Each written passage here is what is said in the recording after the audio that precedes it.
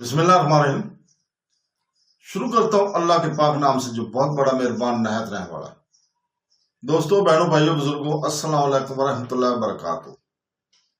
ناظرین، ہم آپ کو اپنی نئی سیریل اسلامی میراث کی کہانیوں میں کی ذیلی سیریل زوال میں خوش آمدید کرتے ہیں۔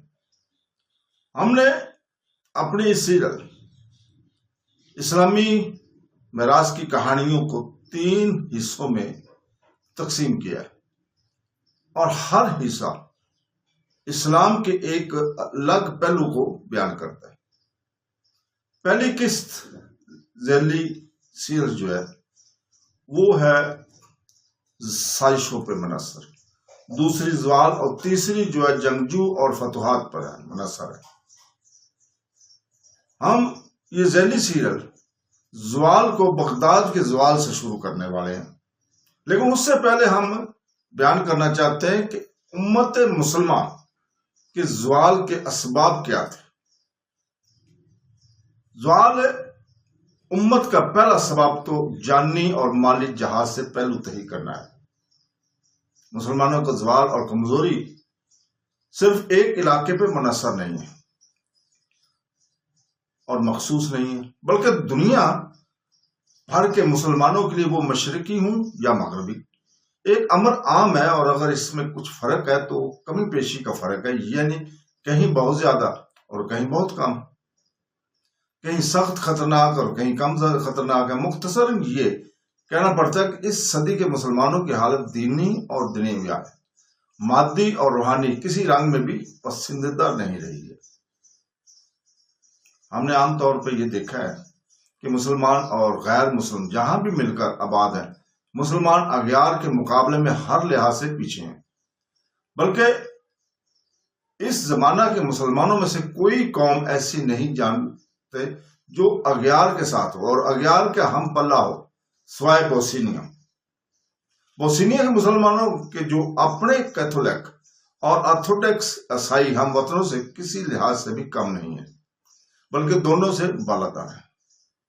اسی طرح روس کے مسلمان جنگ عظیم سے پہلے وہاں کے عیسائیوں سے بہتر تھے، اور اس میں بھی کچھ شک نہیں ہے کہ باوجود کہ چینی قوم بہت پسماندہ ہے، تاہم وہاں کے مسلمانوں کی حالت بدھوں سے بہتر ہے، بشرطے ان کی اب تک وہی حالت ہو جو جنگ سے قبل تھی۔ ان ملکوں کے علاوہ جہاں بھی دیکھو وہاں مسلمانوں کی حالت اپنے ہم وطنوں سے بددرجہ پست نظر آتی ہے۔ ہاں، یہ بھی کہا جاتا ہے کہ سنگاپور کے مسلمان وہاں کے دیگر اقوام سے حتیٰ کہ خود انگریزوں سے بھی زیادہ دولت مند ہیں۔ ہمیں اس امر کا کافی علم نہیں ہے، تاکہ اور اگر یہ سچ بھی ہو تو یہ کوئی ایسی بات نہیں ہے جو ہمارے دعوے میں کوئی خاص فرق پیدا کر سکے۔ کچھ شک نہیں، آج کل عالم انسانی میں کئی مادی اور روحانی تحریکات رہنما ہے اور ہر جگہ ایک قابل قدر بیداری نظر آ رہی ہے۔ یہ بیداری ایسی ہے جیسے دنیا فرنگ خوب اچھی طرح سمجھ رہی ہے، بلکہ گھبرا رہی ہے، اور اس کی یہ گھبراہٹ اہل یورپ کی تصانیف سے عیاں ہے، لیکن اس تحریک کے بیداری نے ابھی تک مسلمانوں کو اس قابل نہیں بنایا کہ وہ یورپ، امریکہ، جاپان کے باشندوں کے برابر کہے جا سکتے۔ جب یہ حقیقت صاف ہو گئی اور ہم پر مسلمانوں نے عالم کا زوال عام ثابت ہو گیا، تو ہمیں ان اسباب کو تلاش کرنا چاہیے جن کی موجودگی نے اسلام کو دنیا میں 1000 سال تک سرداری کرنے کا اہل بنا دیا تھا، اور جن کی عدم موجودگی نے مسلمانوں کو مشرق سے لے کر مغرب تک دنیا کا واحد آقا بنا دینے کے بعد اب اس قدر ذلیل اور خوار کر دیا کہ وہ تمام اقوام عالم سے پیچھے رہ گئے۔ یہاں ہم تنزل کے وجوہات کا ذکر کرنے سے پیشتر ترقی کا ایک بنیادی سبب بھی بیان کرنا چاہتے ہیں۔ مسلمانوں کی گزشتہ ترقیات کا باعث حقیقی جزیرہ عرب میں اسلام کا زہر ہونا تھا، جس نے عربوں کے مختلف فرقوں کو ایک قوم بنا دیا تھا، ان کی وحشیانہ زندگی کو متمدن زندگی سے بدل دیا تھا، سخت دلوں کو نرم بنا دیا تھا، اور بت پرستوں کو خدائے واحد کے سامنے جھکا دیا تھا۔ ان کی پہلی ہی روحیں کھینچ لی اور بالکل نئی روحیں ان کے جسموں میں داخل کر دی گئی تھی۔ اس اندرونی تبدیلی سے ان میں اس قدر طاقت پیدا ہو گئی تھی کہ وہ عزت اور شان کے علم و ہنر اور دولت و سلوک کی انتہائی بلندیوں پر پہنچ گئے اور 50 سال کے عرصہ میں آدھی دنیا کو فتح کر لیا۔ اگر حضرت عثمان غنی رضی اللہ تعالیٰ کی خلافت کے آخر میں اور حضرت علی کرم اللہ وجہ کی خلافت کے دوران میں نفاق باہمی کی تخم ریزی نہ ہوتی تو مسلمان ضرور تمام دنیا کو فتح کر لیتے۔ مسلمانوں کے 50 یا 70 سالہ کارنامے جن کی قوت کو حضرت علی کرم اللہ وجہ اور امیر معاویہ کی خون ریز لڑائیوں اور بنو امیہ اور ابن زبیر کی ہلاکت خیز جنگوں نے سخت نقصان پہنچایا تھا۔ تمام دنیا کے مورخوں اور فاتحوں کے عقلوں کو خیرہ کر دینے کے لیے کافی ہیں یورپ کا فاتح اعظم نپولین بوناپارٹ مسلمانوں کے اس عروج پر ہمیشہ حیران رہا کرتا تھا اور کہا کرتا تھا کہ حضرت محمد صلی اللہ علیہ وسلم نے عربوں کو اثر نو پیدا کیا تھا اور انہیں ایک ہاتھ میں قرآن اور دوسرے ہاتھ میں تلوار دے کر فرمایا تھا کہ جاؤ دنیا کو فتح کرو، حکومت کرو اور فائدے اٹھاؤ۔ اسلام سے پہلے عربوں کی فتوحات اور اخلاقی فاضلہ وغیرہ کے متعلق جو کچھ کتابیں تاریخ میں ذکر کیا گیا وہ صحیح ہے اور اس کے آثار بھی اب تک باقی ہیں۔ اس بارے میں یہاں تک کہا جاتا ہے کہ عربوں کا تمدن دنیا میں اس قدر پرانا ہے کہ لکھنا پڑھنا بھی انہی کے ہاں سے شروع ہوا تھا۔ تاہم اس امر میں بھی کوئی شک نہیں ہے کہ ان کے تمدن اور ان کے کارنامے صرف عرب نواح عرب تک محدود تھے، اور اس میں بھی کوئی شبہ نہیں ہے کہ عربوں پر ایک ایسا زمانہ بھی گزر چکا ہے کہ اجنبی لوگ ان کے گھروں کے اندر آ گھستے تھے اور ان پر اپنی حکومت قائم کر کے انہیں ذلیل کر ڈالا کرتے تھے۔ چنانچہ ایک زمانہ میں اجمیوں کا یمن، عمان اور ہیرا پر حبشیوں کا یمن اور رومیوں کا نواح، حجاز اور شام پر قبضہ موجود تھا۔ اصل بات یہ ہے کہ اہل عرب کبھی بھی اسلام سے پہلے نہ تو صحیح معنوں میں خود مختار ہوئے اور نہ دور دراز ملک مشہور ہوئے اور نہ تاریخ عالم کی فاتح قوموں میں شمار کیے گئے، مگر اسلام کے بعد حضرت محمد نبی کریم صلی اللہ علیہ وسلم کے تفعیل یہ سب کچھ ہو گیا اور دنیا نے بھی اسے تسلیم کیا۔ آئیے اب ان وجوہات کی تلاش کریں جو مسلمانوں کے زوال کا باعث موجب بنے، اور اسی کے ساتھ بھی دیکھنا چاہیے کہ وہ فاتحانہ اور صاف آپ بھی مسلمانوں میں موجود ہیں یا نہیں ہیں۔ میں سہل سے کہنا چاہتا ہوں کہ اگر خدا تعالیٰ اللہ تعالیٰ کا یہ وعدہ تھا کہ میں مسلمانوں کو صرف زبان سے مسلمان کہلائے کے بغیر عمل کرنے کی عزت دوں گا، تو یقیناً ہمیں یہ کہنے کا حق حاصل ہے کہ مومنوں کی وہ عزت کہاں ہے جس کا خدا نے اللہ تعالیٰ نے اعلان کیا تھا۔ اللہ تعالیٰ نے فرمایا تھا غلبہ صرف اللہ اور اس کے رسول اور مومنوں کے لیے ہے۔ قرآن پاک میں اللہ تعالیٰ نے فرمایا تھا اگر خود اللہ تعالیٰ کا وعدہ یہی تھا کہ میں زبان سے مسلمان کہلانے والوں کو عزت دوں گا، تو ہمیں مسلمانوں کی ذلت پر یقیناً توجہ ہونا چاہیے، لیکن حقیقت حال یہ نہیں ہے۔ واقعہ یہ ہے کہ نہ جانے نہ اللہ تعالیٰ نے یہ وعدہ کیا ہے اور نہ اللہ تعالیٰ اپنے وعدے سے منحرف ہوا ہے، نہ قرآن کریم کے احکام بدلے بلکہ مسلمان خود بدل گئے اور اسی لیے ناکام ہے۔ اللہ تعالیٰ نے تو پہلے ہی دن مسلمانوں کو یہ تنبیہ فرمائی تھی قرآن پاک میں، جس کا اپنا ترجمہ اردو، خدا نے آج تک اس قوم کی حالت نہیں بدلی، نہ ہو جس کو خیال اپنی حالت کے بدلنے کا۔ اب اگر اس صاف اعلان کے باوجود بھی خدا مسلمانوں کو ذلیل نہ کرتا تو یہ معجب تعجب تھا اور اللہ تعالیٰ کے عدل اور انصاف کے بھی خلاف تھا۔ میں پوچھتا ہوں کہ یہ اچھی بات ہوگی کہ اللہ تعالیٰ اہل کو عزت دے اور نااہل چلائے اور بیج بوئے بغیر اور بغیر ہل چلائے اور بیج بوئے بغیر فصلیں پکا دے اور کوشش کیے بغیر کامیابی عطا فرمائے اور اعمال کے بغیر امداد دے۔ اگر ایسا ہوتا تو تمام لوگ سستی اور کیلی پر فدا ہو جاتے، اپنے اپنے کاموں کو پھینک دیتے اور بستروں پر جا کر لیٹ جاتے۔ اگر ایسا ہوتا تو یہ اس قانون قدرت کو جس پر اللہ تعالیٰ نے تمام کائنات کو قائم کیا غلاف ہوتا اور اس کے بعد حق و باطل میں اور نفع نقصان میں کوئی فرق باقی نہ رہتا. مگر یاد رکھیے کہ اللہ تعالیٰ اس قسم کے ظلم سے پاک ہے. اللہ تعالیٰ کسی انسان کو بغیر کسی کوشش اور محنت کے امداد دیتا تو اپنے رسول پاک پیارے نبی حضور پاک صلی اللہ علیہ وسلم کو لڑائیاں کرنے کے بغیر فتح مند کر دیتا اور زہری سامان کے بغیر کامیابی عطا فرماتا. مگر تم جانتے ہو کہ ایسا نہیں ہوا. اللہ تعالیٰ نے انہیں بھی پوری طرح آزمایا تھا اور پھر کامیابی عطا فرمائی تھی. لیکن اس کے خلاف تم ذرا اپنی حالت کو بھی تو دیکھو.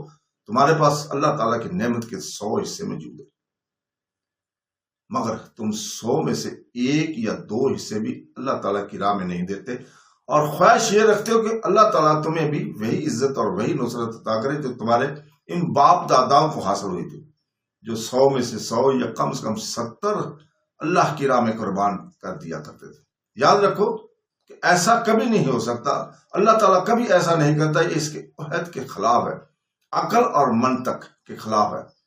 اللہ تعالیٰ نے مومنوں کے ساتھ کبھی یہ شرط نہیں رکھی تھی. اللہ تعالیٰ نے مسلمانوں کے ساتھ کبھی یہ سودا نہیں کیا تھا. اللہ تعالیٰ کا وعدہ جو کچھ بھی ہے صرف یہ ہے، جس کا ترجمہ ہے کہ بے شک اللہ نے مومنوں سے ان کی جانیں بھی خریدنی اور ان کا مال بھی، اور اس قیمت پر خرید لی کہ ان کے لیے بہشت کے زندگی ہو اور وہ کسی دنیاوی مقصد کی نہیں بلکہ اللہ کی راہ میں جنگ کرتے ہیں، پس وہ مارتے بھی ہیں اور مرتے بھی ہیں. یہ وعدہ اللہ کے ذمہ ہو چکا، یعنی اس نے ایسا ہی قانون ٹھہرا دیا. تو توریت، انجیل، قرآن پاک تینوں کتابوں میں یکساں طور پر اس کا اعلان ہے. اور اللہ سے بڑھ کر کون ہے جو اپنا عہد پورا کرنے والا ہو؟ بس مسلمانوں، اپنے اس سودے پر جو تم نے اللہ سے چکایا خوشیاں مناؤ، اور یہی ہے جو بڑی فیروز مندی ہے. کیا مسلمان اس وصف میں پورے اترتے ہیں؟ کیا مسلمانوں میں صحابہ کرام کی قربانیاں موجود ہیں؟ وہ صحابہ کرام جو میدان شہادت میں خود اپنی موت کو تلاش کیا کرتے تھے، جب ان کے غازی کفار پر حملہ آور ہوتے تھے تو کہتے تھے ہم جنت کی خوشبو کو سونگ رہے ہیں، اور اس نعرہ جنگ کے ساتھ دشمنوں پر اس وقت تک تلوار چلاتے تھے جب تک ان کے ہاتھ میں ہلنے کی طاقت باقی رہتی تھی. پھر جب وہ شہید ہو جاتے تھے تو ان کے منہ سے نکلتا تھا آج عید کا دن ہے. لیکن آرزو شہادت کے باوجود اگر وہ شہید نہ ہو سکتے تو اپنی قوم میں غم زدوں کی طرح واپس لوٹا کرتے تھے. قرآن پاک نے مسلمانوں سے جانی اور مالی قربانی کا مطالبہ کیا ہے، مگر افسوس کہ آج کل کے مسلمانوں میں غیرت باقی نہیں رہی جو ان کے بزرگوں میں موجود تھی. اور اس نے بھی زیادہ افسوس یہ ہے کہ اسلام کے دشمنوں تک نے اسلامی احکام کی پیروی شروع کر دی ہے، حالانکہ یہ احکام ان کی کتابیں میں موجود نہیں ہیں. اسی جان و مال کی قربانی کو دیکھیے تو ان کے سپاہیوں کو موت پر گرتے اور سنگین زخموں سے سرشار ہوتے دیکھو گے. یورپین اقوام نے جنگ عظیم سن 1914 میں اپنی بس ہستی اور حقوق کے لیے جو قربانیاں کی ہیں وہ انسانی عقل سے بالاتر ہے. اعداد و شمار سے ظاہر ہے کہ جرمنی نے جنگ عظیم میں اس وقت اپنے 20 لاکھ نوجوانوں کو قتل کرایا. فرانس نے 24 لاکھ، انگلینڈ نے 6 لاکھ اور اٹلی نے 4.5 لاکھ کو اظہار جان کے بعد مالی قربانی کا درجہ دیا ہے. اس راہ میں اہل یورپ نے جنگ عظیم میں جو روپیہ خرچ کیا ہے اس کی تعداد کچھ اس طرح ہے کہ انگلینڈ نے 3 ارب پاؤنڈ، یہ اس وقت کی بات کر رہا ہوں، فرانس نے 2 ارب پاؤنڈ، جرمنی نے 3 ارب پاؤنڈ اور اٹلی نے 50 کروڑ پاؤنڈ. روس نے اپنی دولت کو اس کثرت سے خرچ کیا کہ ان کے ملک پر ہر طرف سے قحط کی مصیبت ٹوٹ پڑی اور اسی قحط سے بالشوئی کی بغاوت نے جنم لیا تھا. اب آپ بتائیے مسلمانوں کی کون سی قوم نے اس قدر قربانیاں کی؟ عیسائیوں کا حال آپ دیکھ رہے ہیں، وہ اپنی جانوں اور مالوں کو بے شمار اور بے حساب اپنی قوم اور وطن کے خاطر قربان کر رہے ہیں. اب اگر اس کی بعد اللہ تعالیٰ انہیں یہ عزت اور وقت اور شان و شوکت عطا فرماتا ہے اور مسلمانوں کو محروم رکھتا ہے تو اس میں تعجب کی کیا بات ہے؟ کہا جائے گا کہ مسلمان غریب ہے اور ان کے پاس اس قدر دولت نہیں کہ وہ اس طرح وسعت کے ساتھ خرچ کر سکے. ہم اس کے جواب میں کہتے ہیں کہ ہم اس کے جواب میں کہتے ہیں کہ ہم مسلمانوں کو اللہ تعالیٰ کیسے محروم رکھ سکتا ہے، وہ تو اس میں تعجب کی کیا بات ہے۔ اور اگر اس کے بعد اللہ تعالیٰ انہیں یہ عزت اور وقت اور شوقت عطا فرماتا ہے تو مسلمانوں کو محروم رکھتا ہے، تو اس میں تعجب کی کیا بات ہے۔ کہا جائے گا کہ مسلمان غریب ہیں اور ان کے پاس اس قدر دولت نہیں کہ وہ اس طرح وسعت کے ساتھ خرچ کر سکیں۔ ہم اس کے جواب میں کہتے ہیں کہ ہم مسلمانوں سے زیادہ نہیں مانگتے، ہم ان سے کچھ مانگتے ہیں، وہ صرف یہ کہ ابھی اپنے درجہ اور حیثیت کے مطابق خرچ کریں۔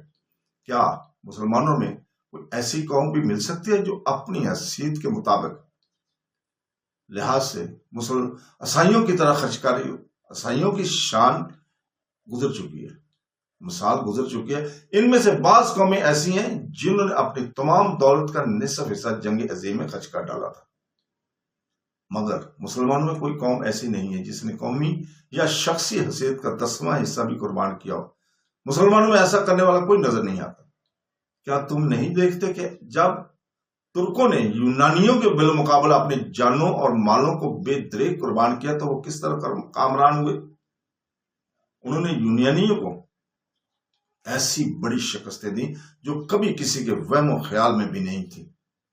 اہل یورپ نے ترکوں کو ذلیل و خوار کرنا چاہا تھا، مگر وہ اثر نو خود مختار ہو گئے۔ ہر مسلمان کو سمجھنا چاہیے کہ ترکوں کو یہ بے مثال کامیابی مفت حاصل نہیں ہوئی تھی۔ ان میں سے بعض نے اپنی دولت کا تیسرا حصہ اور بعض نے پورا نصف جنگ کی راہ میں قربان کیا ہے۔ اس واقعہ ظاہر ہے کہ جب بھی مسلمان اپنے دین کے احکام پر عمل کرتے ہیں، اپنے بزرگوں کے نقش قدم پر چلتے ہیں، یا کم از کم آج کل کے یورپینوں ہی کی صحیح نقل کرتے ہیں، تو انہیں ضرور اپنے نیک اعمال کا نتیجہ مل جاتا ہے۔ لیکن افسوس ہے کہ آج کل کے اکثر مسلمان صرف ہوا کے ساتھ کھیل رہے ہیں۔ وہ مجاہدانہ کام کرنے، فدا ہونے، موت پر گرنے اور جان و مال کو اللہ تعالیٰ کی راہ میں نثار کرنے کے بغیر مفت میں اللہ تعالیٰ سے نصرت اور توفیق کا مطالبہ کرتے ہیں، حالانکہ خود اللہ تعالیٰ فرماتا ہے جو کوئی اللہ کی سچائی کی حمایت کرے گا ضرور ہی نہیں کہ اس کی مدد فرمائے گا۔ اگر تم اللہ تعالیٰ کے حکم کی تعمیل کرو گے تو وہ تم کو کامیاب کرے گا اور تمہارے قدموں کو پختہ کر دے گا۔ یہ اللہ تعالیٰ کا فرمان ہے۔ یہ بات واضح ہے کہ اللہ تعالیٰ ہمارا محتاج نہیں ہے۔ اللہ تعالیٰ کی نصرت کے معنی صرف یہ ہے کہ بندہ اللہ کے احکام کی تعمیل کرے، لیکن افسوس کی بات ہے کہ مسلمان اپنے تمام دینی احکام میں پشت ڈال کر اور صرف زبان سے مسلمان بن کر اپنے آپ کو عزت اور شوکت کا حقدار قرار دیے بیٹھے، بلکہ ان میں سے بعض ایسے ہیں کہ عزت اور شوکت کا حقدار بلکہ ان میں بعض ایسے ہیں جن کا عقیدہ ہے کہ صرف زبان سے اسلام کا نام لے لینا، اللہ دے دینا، دعا کر لینا ہی کافی ہوگا۔ حالانکہ اگر دعا سے جہاد کا کام لیا جا سکتا تو ضروری تھا کہ اللہ تعالیٰ نبی کریم صلی اللہ علیہ وسلم اور صحابہ کرام اور اسلاف امت کی صرف دعائیں قبول کر لیتا اور انہیں جہاد کی پیالہ موت کو پینے کی ضرورت پیش نہ آتی۔ اگر کامرانی صرف دعاؤں اور امیدوں پر منحصر کر دی جاتی تو دنیا کا نظام درم برم ہو جاتا، اور اللہ تعالیٰ یہ کبھی نہ فرماتا کہ اور انسان کو وہی ملتا ہے جس کی وہ کوشش کرتا ہے۔ اگر کامیابی صرف دعاؤں اور آرزوؤں پر موقوف ہوتی تو قرآن یہ بھی نہ فرماتا کہ اے پیغمبر عمل کیے جاؤ، اب اللہ دیکھے گا کہ تمہارے عمل کیسے ہوتے ہیں، اور اللہ کا رسول بھی دیکھے گا۔ اس کے علاوہ یہ بھی نہ کہا جاتا ہے کہ اے پیغمبر کہہ دو، معذرت کی باتیں نہ بناؤ، اب ہم تمہارے اعتبار کرنے والے نہیں، اللہ نے ہمیں پوری طرح تمہارا حال بتلا دیا، اب آئندہ اللہ اور اس کا رسول دیکھے گا تمہارا عمل کیسا رہتا ہے۔ دوسری جگہ اللہ تبارک تعالیٰ نے فرماتا ہے بلا شبہ میں کبھی کسی عمل کرنے والے کا عمل ضائع نہیں کرتا۔ مسلمانوں نے یہ خیال کر لیا ہے کہ وہ محض نماز، روزہ اور ایسے ہی چند دیگر اعمال کے ساتھ جن کی تعمیل میں نہ خون بہانے کی ضرورت ہو اور نہ مال کی خرچ کرنے کی مسلمان ہو سکتے، اور ہاتھ پر ہاتھ رکھے ہوئے ایسے ہی اسلام کا بدلے میں اللہ تعالیٰ سے عزت اور شوقت کے منتظر رہتے ہیں۔ حالانکہ اسلام نہ صرف نماز سے ہے اور نہ صرف روزہ سے ہے اور نہ صرف دعا اور استغفار سے۔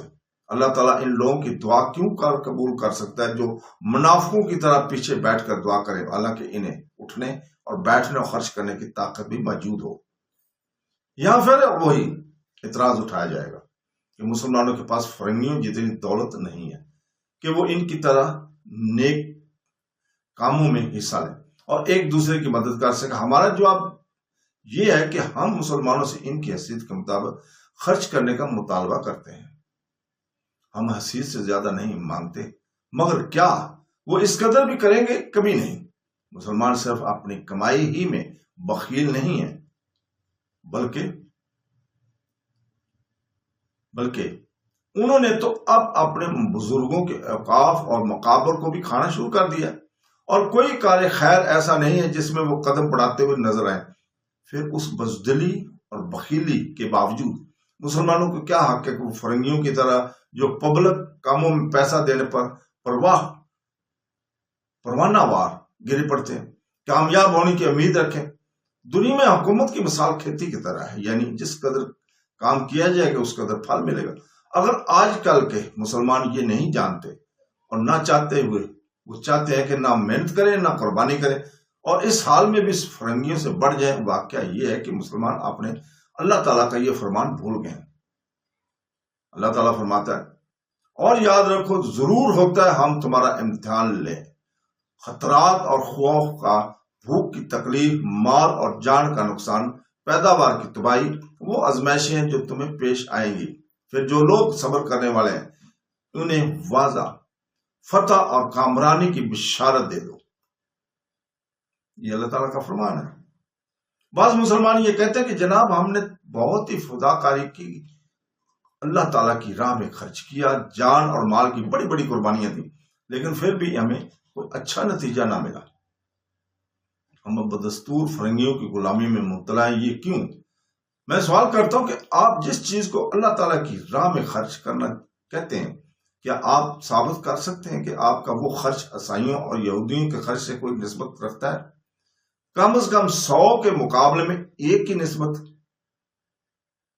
ایک تازہ دردناک مثال ملاحظہ ہو. فلسطین میں یہودیوں اور عربوں کے آپسی جھگڑے ہوئے، فریقین میں سے کئی آدمی مارے گئے اور کئی آدمی زخمی ہوئے. اس پر دنیا بھر کے یہودیوں نے فلسطین کے یہودیوں کے لیے چندہ جمع کرنا شروع کیا تھا. یہ اس وقت کی بات کر رہا ہوں. اور 10 لاکھ پاؤنڈ جمع کر کے بھیجے. مسلمانوں نے عالم نے بھی فلسطین کی مسلمانوں کے لیے چندہ جمع کیا، لیکن بڑی کوشش کے باوجود 13,000 پاؤنڈ جمع کیے ہوئے تھے، یعنی وہی 100 اور 1 کی نسبت عبرت ہے. یہاں پھر وہی پہلی بات کہی جائے گی کہ مسلمان اس قدر دولت مند نہیں ہے، لیکن ہمارا جواب اب بھی وہی ہے. ہم مسلمانوں کی حیثیت کے برابر خرچ کرنے کو کہتے ہیں. ہم امیروں سے مانگتے ہیں، غریبوں سے نہیں مانگتے. چنانچہ اللہ تعالیٰ فرماتا ہے، ناتوانوں پر، بیماروں پر اور ایسے لوگوں پر جنہیں خرچ کے لیے کچھ میسر نہیں ہے، کچھ گناہ نہیں ہے، اگر دفاع میں شریک نہ ہو، بشرطے کہ اللہ اور اس کے رسول کی خیر خواہی ہی کو کوشاں رہیں، کیونکہ ایسے لوگ نیک عملی کے دائرہ سے خارج نہیں ہوئے اور نیک عملوں پر الزام کی کوئی وجہ نہیں. دوسری جگہ ارشاد باری تعالیٰ ہے، الزام تو دراصل ان پر ہے جو تجھ سے بیٹھے رہنے کی اجازت مانگتے ہیں حالانکہ مالدار ہیں. انہوں نے پسند کیا کہ جب سب لوگ راہ حق میں کوچ کر رہے ہوں تو یہ گھروں میں رہ جانے والی عورتوں کے ساتھ رہیں. کچھ شک نہیں کہ یہودی مسلمانوں سے زیادہ دولت مند ہیں، مگر مسلمان مردم شماری کے لحاظ سے یہودیوں سے کہیں زیادہ ہے، اور یہودیوں کی مردم شماری تقریباً کروڑوں میں ہے اور مسلمانوں کی اربوں میں. اگر ہر مسلمان فلسطین کے لیے صرف 1 پیاسٹر، 100 پیاسٹر جو اس وقت تھے 10 روپے کے برابر تھے، چندہ دیتا، اور یہ وہ چندہ ہے جو ہر مسلمان دے سکتا ہے آرام سے، تو پھر 70 کروڑ یا 1 ارب پیاسٹر جمع ہو سکتے تھے. مگر مسلمان ایسا کب کرتے ہیں؟ اور اگر ہم مسلمانوں کی تعداد کا 10واں حصہ شمار کریں تو پھر بھی کروڑوں پیاسٹر جمع ہو جانے چاہیے تھے، کروڑوں میں روپیہ جمع ہو جانا چاہیے تھا. مسلمانوں کی یہ تعداد تو فلسطین کے نواحی میں موجود ہے، یعنی مصر، شام، فلسطین، عراق، حجاز نجد، یمن اور عمان وغیرہ میں. بس اگر ہم انہی لوگوں سے ایک پیاسٹر فیکس چندہ لیتے تو کم سے کم بھی لاکھوں ہزاروں پاؤنڈ جمع ہونے چاہیے تھے. مگر جو روپیہ جمع ہوا وہ صرف اس وقت کی بات کر رہا ہوں 13,000 پاؤنڈ ہوا تھا. یعنی مسلمانوں کی مردم شماری کے 10ویں حصے نے بھی 1/2 کا 15واں حصہ فیکس دیا. یہ ہے مسلمانوں کا احسان. تو دوستو، کیا تم اس چیز کے نام قربانی رکھتے ہو؟ کیا تم خدا کی راہ میں، اللہ تعالیٰ کی راہ میں جانوں اور مالوں کے ساتھ ایسا ہی جہاد کیا کرتے ہو؟ کیا تمہیں اپنے غریب دینی بھائیوں اور وطنی ہمسایوں سے جو تمہارے بجائے مسجد اقصی کی حمایت میں اپنا خون بہا رہے ہیں صرف اسی قدر محبت ہے؟ اور کیا تم محض اتنی ہی امداد کر سکتے ہو؟ کیا خدا نے، اللہ تعالیٰ نے یہ نہیں کہا تھا مسلمان تو آپس میں بھائی بھائی ہیں؟ کیا ایک بھائی دوسرے بھائی کی ایسی ہی مدد کیا کرتا ہے؟ لوگ کہتے ہیں کہ انگریزوں نے دنیا پر کیوں قبضہ کر لیا. میں کہتا ہوں کہ وہ اپنے خلاف فاضلہ اور کوشش اور اتفاق کی بدولت کامیاب ہوئے ہیں. ایک دوست نے کہا تھا کہ مجھے ایک قصہ سنایا تھا. ایک انگریز کسی مشرقی ملک میں بہت بڑا عہدیدار تھا. اس نے اپنے نوکر کو حکم دے رکھا تھا کہ گھر کا تمام سودا ہمیشہ انگریزی دکان سے لیا کرو. یہ پرانے زمانے کی باتیں مثال دے رہا ہوں. ایک دفعہ نوکر نے ایک ہی مہینے کے اخراجات میں اس وقت 20 پاؤنڈ کی بچت نکال دی تھی. صاحب نے اس بات پوچھا تو نوکر نے جواب دیا کہ میں نے اس دفعہ انگریزی دکان کو چھوڑ کر ایک دیسی بنیے سے سودا خریدا ہے. یہ سن کر صاحب نے حکم دیا تھا کہ اب پھر انگریزی دکان سے سودا لینا شروع کر دو. نوکر نے کہا اگر اس دکان سے سودا لیا جائے گا تو اخراجات میں 20 پاؤنڈ کا اضافہ ہو جائے گا. صاحب نے کہا کہ کچھ حرج نہیں، تمہیں انگریزی دکان سے ہی سودا خریدنا چاہیے. تو سنا، مشرقی ملکوں کے انگریز عہدیدار ہمیشہ اپنی قیمتی چیزیں ولایت سے منگوا کرتے تھے تاکہ ان کا روپیہ باہر نہ جا سکے. کیا ہم ان مثالوں کے بعد مسلمانوں کی حالت کو کسی شمار میں لا سکتے ہیں؟ اگر ہم مسلمانوں کو رات دن بھی یہ نصیحت کرتے رہیں کہ وہ اپنے مسلمان بھائیوں کے سوا کسی اور سے سودا نہ لیں، پھر بھی وہ ان تمام نصیحتوں کو بھول جاتے ہیں. اگر کسی اجنبی سے سودا لینے میں انہیں ایک ہی آنے کا فائدہ نظر آئے، یہودیوں کے بائیکاٹ میں اربوں کی ناکامی کی بڑی وجہ یہی تھی کہ مسلمانوں نے نرخ اشیاء کے معمولی فائدے کو حاصل دینا گوارا نہ کیا، اور وہ اپنے معمولی فائدے کی خاطر اپنے سب سے تیز ہتھیار یہودیوں کا بائیکاٹ کو ضائع کر کے بیٹھ گئے. انہوں نے اس معمولی نفع کو تو خیال کر لیا، مگر وہ نقصان عظیم جو یہودیوں سے پہنچ رہا تھا اس کا خیال تک نہ کیا. ایک مرتبہ ایک بڑی حیثیت کے مصری مسلمان سے شکایت کی کہ مصریوں نے طرابلس، الغرب اور برقہ کے مجاہدین کی امداد سے بہت پہلو تہی کی ہے. تو میں نے یہ بھی کہا کہ اگر اسلام اور ہمسائیگی کا خیال نہ بھی کیا جائے تو مصریوں کو محض اس لیے بھی ان کی امداد کرنا چاہیے کہ وہ اپنی خود مختاری اور اپنے مستقبل کو قائم رکھ سکے، کیونکہ جس طرح سوڈان میں انگریزوں کا رہنما مصر کی خود مختاری کے لیے مہلک ہے، اسی طرح برقہ میں اٹلی کی موجودگی بھی خطرہ سے خالی نہیں ہے. مصری مسلمان نے جواب دیا کہ جب اٹلی نے طرابلس پر حملہ کیا تو مصریوں نے ان کے لیے بہت کچھ کیا تھا اور انہوں نے بڑی بڑی رقمیں خرچ کی تھی، لیکن خرچ کا نتیجہ کیا ہوا؟ یہی کہ آخرکار اٹلی نے قبضہ کر لیا. دوستو، ہم یہیں پہ رکتے ہیں. کل انشاءاللہ تعالی ہم اپنے دوسری قسط میں، اس کے بعد قسط نمبر 3 میں ہم یہیں سے شروع کریں گے. تو کل تک کے لیے اجازت چاہتے ہیں. اللہ حافظ.